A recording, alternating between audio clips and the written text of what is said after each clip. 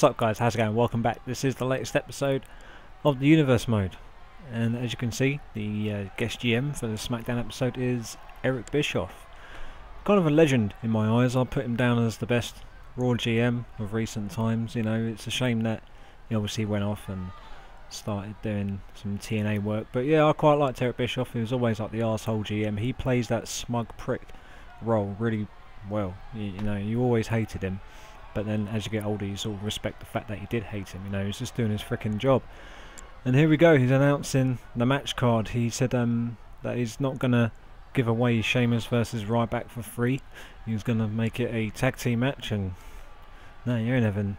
The main event for the pay-per-view for free on TV. It's going to be on the pay-per-view. So there are some other matches on the card, such as Cody, Rhodes and Cara. Then we've got a couple of tag team matches, so it'll be a decent card. Eric Bischoff is pretty sure that he's going to get the job on a full-time basis. He said you know, Hogan, Austin and Heyman couldn't give you a night like that. So there you go. So here's the first match of the card: Cody Rhodes versus Cara. Cody Rhodes, yet again, he's coming down to the ring alongside the Miz. We're going to be doing some more tag team stuff based around the Miz and Cody Rhodes. I think they're going to make a pretty cool tag team, and don't forget, Miz is still the current Intercontinental Champion. He's taking on Justin Gabriel at Over the Limit, so feel free to put some stipulations into the old comment section. You know, do you want it as a ladder match, do you want it as a cage match, do you want it as a Extreme Rules match, whatever, let us know. There goes Sin Cara. I was meant to have him come down to the ring with his tag team partner Rey Mysterio, but I just forgot to select it. Yeah man, Sin Cara versus Cody Rhodes. Now, I really rate Cody Rhodes. I've said plenty of times, you know, how much I think he's going to be a future star. And I'm a bit gutted though that they've split up Team Rhodes Scholars and WWE. You know, there's going to be no more Damien Sandow and Cody Rhodes tag team, which is a shame, man. They made quite a good tag team, but I like the fact that they didn't do like the usual tag team breakup. With most tag teams that split up, it's because one person falls out with the other person, and then, you know, there's always like an argument that splits the tag team up. But this one was quite straightforward, man. They was in the GM office, and they just simply said, we want to pursue tag team, we want to pursue single careers, but we're going to remain best of friends. And I think that was quite a cool way to break it up. It's quite refreshing, because sometimes, you know, they, like I say, have the arguments, but then sometimes they have like a woman involved and it splits the team up or whatever. But no, it's quite good that they just quite simply said, nah, we just want to pursue our single careers now. That's quite cool. And after that, Cody Rhodes got buried on Raw by John Cena. So it's a good start to his single career, isn't it? You know, oh yeah, we won't pursue tag team gold anymore, we all want individual stuff. I'm going to go on Raw and get beaten by John Cena in a matter of minutes. So that was kind of stupid. Yep, there goes Sin Cara with a springboard spin drop thing to the outside. Sin Cara's got a really sick moveset in the game. He's the high flyer, as you can see, over a top dive. Man, that was quite a sick move. And yeah, high flying Sin Cara, good stuff. In the old comment section, you have to let me know on how you think the series is going so far. What kind of matches do you want me to put on? You know, I'm always open to suggestions, and I'm not that far at all in front of you guys in terms of recording, so if you guys suggested something, it could very well appear on the next episode. There were some shouts, you know, to bring the Shield into the Universe Mode. Yeah, they will be in Universe Mode and on these videos pretty soon. There's a fucked up dive from Sin Cara. Given the fact I was talking about Sin Cara being a botcher, you know, I thought we'd leave that one in there. But yeah, the Shield will be coming soon. They're going to be on the third new show, WWE Velocity. Whether they come on as the Shield or individual or part of a new faction, I've not decided yet. But I've got to call Roman Reigns' character, Dean Ambrose and Seth Rollins, whether I turn them into the Shield or do something else with them. But you're going to see bits and bobs of that coming through. And a fair few people are suggesting opponents for Alberto Del Rio. One of them was John Cena, which is what I said not to suggest, because I've got other plans for John Cena. I mean, on the game he's injured and he's off the roster, and he won't be coming back for a while. But yeah, he won't be coming back to face Alberto Del Rio. No. But there were a few suggestions, and I'll be taking that on board for the next one. As you can see, Cody Rhodes here going for a big old suplex, boosh, and going for the cover straight after. I've increased the gaming. Oh, this is a sick move. Watch this. That is absolutely fucking awesome, man. That must have hurt. Suplex to the floor outside the ring, man. Ouch. Cody Rhodes, you bitch. That must have fucking hurt, man. But yeah, I forgot what I was going to say. Yeah, I've increased the game difficulty. We're playing on legend mode, and it's quite hard. In this game I was actually controlling Cara, and I really struggled. You know, it is quite hard, and I'm just getting my ass fucking kicked. And in comes Cody Rhodes, and he's going to go for the crossroads now, I think. Yep, crossroads. Adoosh. Done. And Cody Rhodes winning probably was the right result as well. I mean, I did intend to win as Cara, but yeah, looks like Cody Rhodes is going to pick up the win. 1, 2 and 3. Yeah, man. Cody Rhodes picks up a win. There goes The Miz, the IC champion, who is involved in the main event for this episode as well. He's tag teaming up with Ryback to face Sheamus in the main event, man, which kind of makes sense. You know, after I said in the last episode, oh, Ryback versus Sheamus, I was like, well, why am I going to be doing that? Because it's going to be the main event for the pay-per-view, or one of the main events. So is Mark Henry and Daniel Bryan. In the last episode of Raw, Daniel Bryan laid out Mark Henry with a steel chair, and as you can see, Eric Bischoff has told Mark Henry that he's going to have Daniel Bryan in a one-on-one match tonight. So there you go, there's an extra match added to the card. Daniel Bryan versus Mark Henry. Mark Henry returned recently. That was flipping sick. He made his return on Raw after a Rey Mysterio match, and he beat the shit out of everybody. And Sin Cara come running down to the ring trying to rescue his tag team partner Mysterio, and done a diving springboard crossbody on Mark Henry. Like, I know it's fucking staged, yeah. I know the moves aren't 100% real, but to do a crossbody against somebody who at one point in time was legitimately the world's strongest man. Sin Cara weighs what, 207 pounds, Henry's 300, pushing 400 pounds. Like, why would you do a diving crossbody? Why? This is fucking stupid, man. It annoys me when they do that, because it's obvious what's going to happen. Henry catches him, world's strongest slam. 2 minutes later, Rey Mysterio done the exact same freaking thing, which was a little bit annoying, really. Anyway, you got Hunico and Camacho versus the Uso brothers on your screens now. 4 really good characters. Obviously Camacho is a created wrestler, but I think it's quite a good created wrestler, and he fits in well with Camacho, and they obviously do look the part as a tag team. You've got Jimmy and Jey Uso, obviously the sons of Rikishi. Quite a cool tag team, man. One of these two teams will be having a major tag team push pretty soon, so I haven't really got room on the card for Hunico as a singles guy, and I don't really like using Jey or Jimmy Uso as singles guys either, so to tie them up in a bit of a tag team match is a pretty cool idea. And obviously the current tag team champions are Kofi Kingston and R-Truth, and we need to sort out a tag team title match for Over the Limit, which I'll finalise on the next episode of Raw. But as you can see, the Uso brothers doing pretty well so far, really. Springboard dropkick, which doesn't even knock Camacho down, doesn't even phase him. But I think that's Jimmy Uso. I think Jey Uso's the one with the tattoo. I can't quite see from here, so I don't know which one they are. They both look exactly the same. There you go, suplex in Hunico into the ring. Bang, onto the top rope. Crossbody, man. See, crossbodies do work, but you just have to do it to someone that ain't twice your fucking size. Sin Cara. Sorry, just taking a sip of my drink. Bit of dry mouth. So yeah, the Uso brothers, pretty cool. They were announced as DLC about a month ago. And the only thing that bugs me about the Uso brothers on the game is that they don't do their what's the thing called? Rugby players do it, a haka. You know, where they do their little dance on the stage, their warrior dance. They don't do that on the stage, it's not part of the intro. And the announcers don't say the Uso brothers, he says Jimmy and Jey, the Uso brothers. Like, it doesn't flow well. It's not like a proper announcement, which really sucks. That is quite annoying. And I tried to get the in-ring move for Hunico and Camacho, but they don't do the thing where they come down on his little BMX. They don't do that. That's really annoying. That would have been pretty cool. But the third show, Velocity, it's all sorted. For those of you that have joined the Facebook group, have seen part of the roster. You know, I uploaded like an image, the Velocity roster, and you've got people in there like Jeff Hardy, Samoa Joe, Kazarian, Christopher Daniels, Rob Van Dam, Kurt Angle, and then from NXT you got people like Seth Rollins, Reigns and Ambrose, Bray Wyatt, Billy Ray's in there as well. It's going to be a pretty cool roster.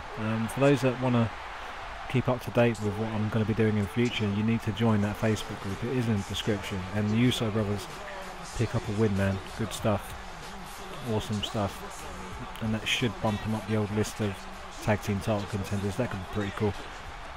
In the comment section, one bit of feedback I do want from you guys. If you do leave a comment, try and leave one about this. You know, with the last pay-per-view Extreme Rules, I've done one episode per match. Instead of like what you're seeing here with SmackDown, it's everything rolled into one video. Would you want the pay-per-views like this, or do you like the pay-per-views like one match per episode? If you could let us know about that, that could be pretty cool. And here goes Mark Henry versus Daniel Bryan. Daniel Bryan versus Mark Henry. Bit of a mismatch. But then again, it was Daniel Bryan.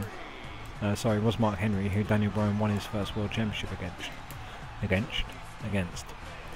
Mark Henry, man, is a cool dude. Big ass motherfucker. Pretty fucking big though. You wouldn't want to get into a row with Mark Henry. If there's anybody on the WWE roster that I wouldn't want to pick a fight with, it's probably Mark Henry.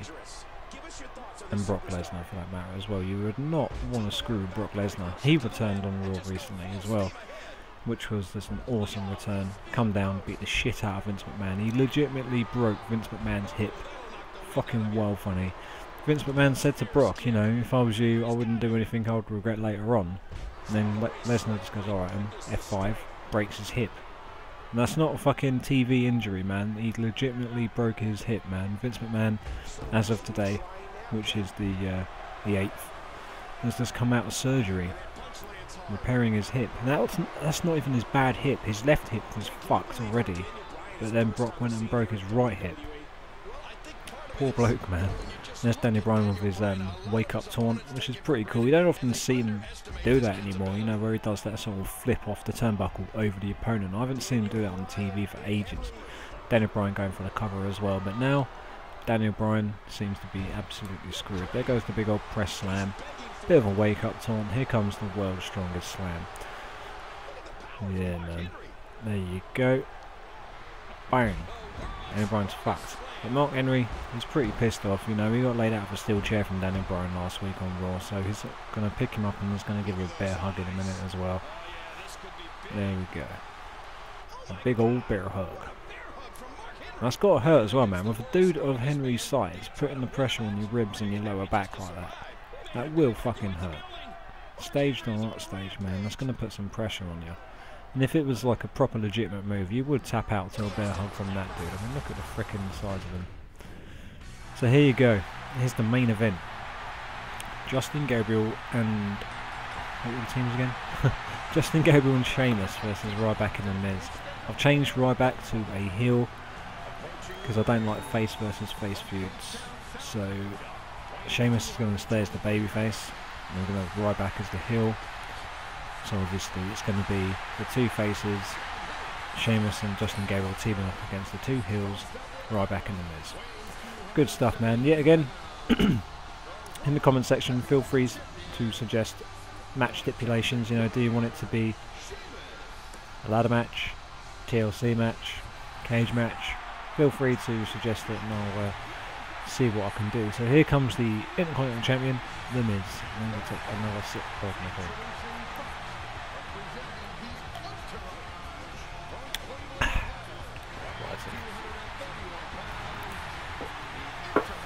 Yes, The Miz. I'm not too sure about The Miz, you know. I didn't mind him as a heel. I think he's, you know, quite good because he's naturally an arrogant, cocky little prick that you just want to smack. You know, with him as a babyface, I'm not too sure because most of the time he still acts like a heel. Like, the character's pretty much the same. There's no change in character. It's just a change in reaction the crowd give him, you know.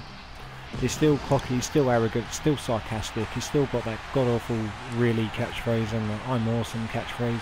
He hasn't actually changed when you really think about it. If you look back at last year's Miz heel character to his current face character, it's It's exactly the same.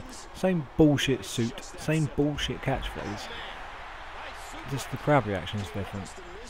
And there goes Ryback chasing Sheamus down off the apron. Low blow, man. Bang. Sending him down to the old deck. Now I'm just going to lob him back in the ring, man. Yes. So this is SmackDown's 2 title feuds. I think Justin Gabriel versus The Miz. I think that's quite a good feud. As per usual, feel free to comment in the old comment section, you know, what kind of stipulation you want for The Miz versus Gabriel in that championship feud. Like I say, I'm open to all suggestions. It's cool to get your feedback, man. That's what I like about the series, because it can be totally interactive. You guys can suggest something that I might not have thought of and gone, man, that's a sick idea. Would include that, because this series will only be able to continue as long as I can keep coming up with ideas and keep the storylines going. So the more feedback and suggestions and help from you guys, the better this series will be.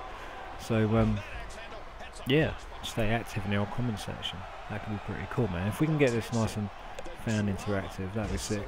And there goes Sheamus laying out the Miz. And there goes a cheeky little elbow drop. And Ryback's had enough. He's pissed off. So he goes for a belly to back suplex, trying to drop Sheamus on his head and neck. Boosh. There you go. Ryback tagging in the Miz. Poor old Justin Gabriel. He's going to get his ass kicked. Elbow drop to the back. Good stuff, man. Oh, you have to let us know in the old comment section as well. Like, which of you guys have got WWE 13? And what do you think will happen with WWE 14? Because THQ have gone bust. And 2K Games have got it. Or 2K Sports, I can't. Take-Two, that's it, yeah. Take-Two have got the franchise for WWE 14. And I like 2K games. I mean, NBA 2K12 I've got and I fucking love. I've played 2K13 a little bit, but I only got to borrow it for an evening. If they can make a decent WWE game, that would be absolutely sick. So here goes Ryback and Sheamus, man. Left in the ring after Justin Gabriel being laid out. The Miz has fucked off somewhere. That's it, he's gone to go and grab a steel chair. Ref's down.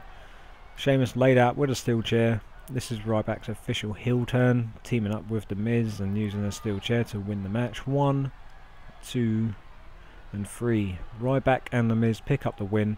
There's still one SmackDown to go before the pay-per-view, so there's going to be a little bit more action building up towards the pay-per-view. And The Miz just goes and grabs another steel chair, gives it to Ryback, and says, go on then, finish him off. Fuck him up. Ryback thinks, yeah, alright, no worries. Actually, nah. You have your steel chair back. Bollocks to you. So these two have fallen out. Ryback obviously doesn't play too well with others. The Miz goes off in the ump, but at least he's been involved in the winning team for the main event. And then Sheamus gets up. And Ryback's a bit confusing here, because he offers out his hand. He wants to shake Sheamus's hand. So he lays him out with a steel chair, beats the shit out of him, and then offers his hand. It's a bit confusing, isn't it? So that will do for this episode, guys. If you did enjoy, hit that thumbs up button. I really do appreciate it, man. It keeps me going with this video and this series, because it does take quite a while to prep and sort out and obviously come up with a storyline. So there's SmackDown's main event, Sheamus versus Ryback. I've already said it a few times, but feel free to put it in the old comment section what match stipulations there should be and how long the feud should go on for. That could be quite cool. And then you've also got Justin Gabriel versus The Miz for the IC Championship. Same story with that, really. Feel free to suggest bits and bobs and how long do you want the feud to go on for. Who should go over, who should be the champion. All good, man. On the next episode of Raw, we'll confirm the title matches from Raw. We'll see who Del Rio's going to be facing. And that will pretty much wrap it up. Thanks for watching, guys. I hope you enjoyed it. Take it easy. See you soon.